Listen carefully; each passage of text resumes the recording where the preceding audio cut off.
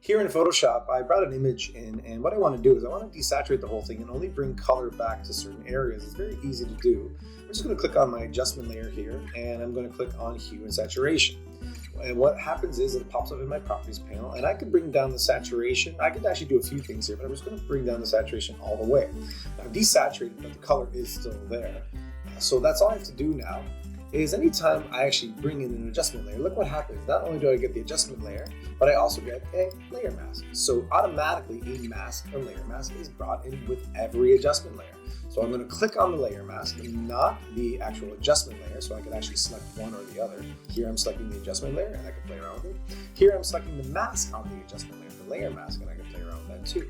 And just like any mask, if I paint white, it shows something. If I paint black, it hides something.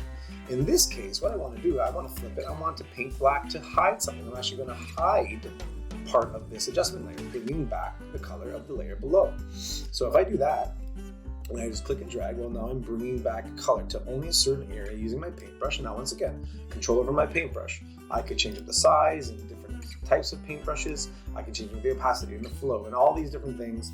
I can make it bigger or smaller using my bracket tools on my keyboard. My bracket keys are on the keyboard, and just bringing back color to certain areas if I wanted to. However I want to do it, obviously I can have a lot more control here too.